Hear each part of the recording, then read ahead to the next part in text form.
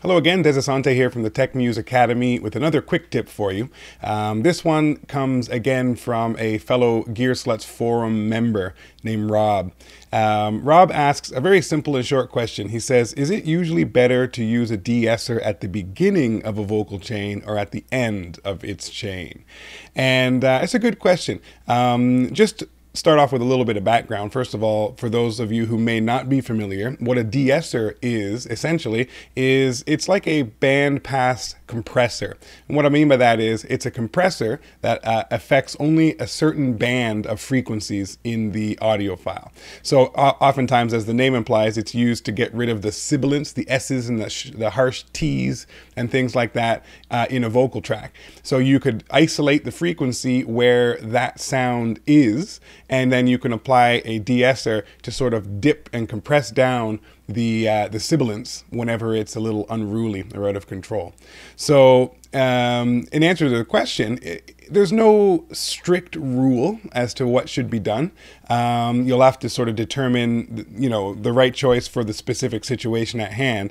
But there is a little bit of background information that will help you to make an educated decision. And the one thing is, the first thing to consider is what else is in your vocal chain. If your vocal is recorded pristinely, maybe you use some compression on input, all the levels are just great and it doesn't really need much of anything, then of course, it might not be a relevant question. You might be just putting a little de-esser on to tame that sibilance, and off you go with the rest of your mix. Now, if you are going to have a bit of processing going on in your signal chain, some EQ, some compression, things of that nature, then of course, at this point, you need to consider the plug-in order because it does dramatically affect the results. The first thing to consider is that the de-esser, because it's taming that sibilance, you'll want to determine if you're going to be using a compressor after it. The reason is because your compressor is going to act upon the entire vocal signal, all of the frequency bands. So if your sibilance is quite a bit louder in volume than the rest of the signal, then you'll have to keep in mind that that sibilance is going to be triggering the compressor, not the de-esser, but the compressor to respond first. So that sibilance is going to cause a pump, a pull down on the dynamics, depending on how you've set up your compressor, of course, attack, release ratio, and so forth, and threshold. So that sibilance is going to be triggering the compressor to jam down on that signal before the rest of the vocal has even reached the threshold. So this could potentially cause sort of an unwanted kind of pumping and pushing type of sound to the mix every time that there's sibilance, an S or a T or anything like that.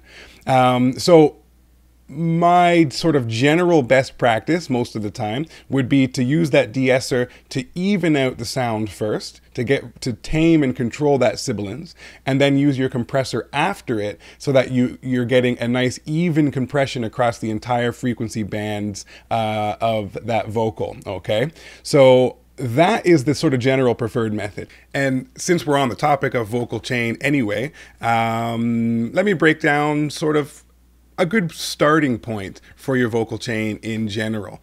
The way I like to begin is I like to begin, in most cases, if needed, with a subtractive EQ. So I'll place an EQ first in the path, and I will remove any frequencies that aren't musically relevant. In a lot of cases, that's low-end frequencies.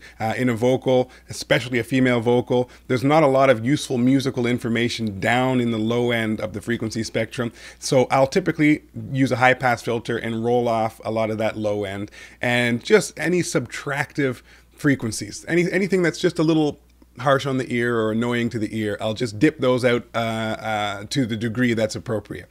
From there, I'll use my de-esser to tame the sibilance, as we've been talking about today.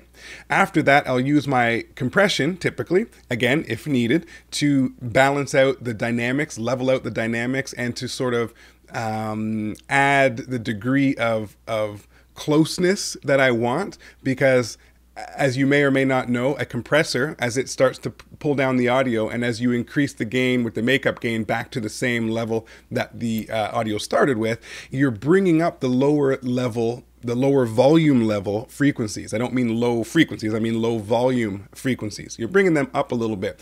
And that has the psychoacoustic effect of causing the singer to appear more close to the listener. So I'll use compression for that purpose as well. And then from that, after my compressor, I might, if it's appropriate or if it's needed, use another EQ in an additive sense. So I might add a little sparkle, maybe boost the upper end of the frequency range above 10K or so to get some of that air and presence into the signal. Or maybe I might just pull out the primary frequency of the vocal and just accentuate that a little bit with the choice EQ. So that in a nutshell is how I sort of generally approach my signal chain. And again, each of those components are optional. Some circumstances don't require all of those elements, others do. So hopefully that helps answer the question about de-essing and a little bit more, and give you some insight into how you might approach your vocal chain. So that's the quick tip for today. Just wanted to let you know, if you don't already know, that this show, these quick tips that I publish at the Tech Muse Academy, are also a podcast in iTunes. So if you're in iTunes and you'd rather just subscribe and just get them automatically, that's the way I recommend you do it. Head on over to iTunes and search for Mix Lessons Online, and you will find this podcast, and you can set it and forget it and get every new episode as they're released. And I believe, if I'm not mistaken, you'll find this show in the BlackBerry podcast directory and the Zune podcast directory very soon as well. Those submissions have been made. So head on over to iTunes, subscribe, Mix Lessons Online. While you're there, leave me a comment, leave me some feedback, let me know what you think of the show, and we'll see you on the next quick tip.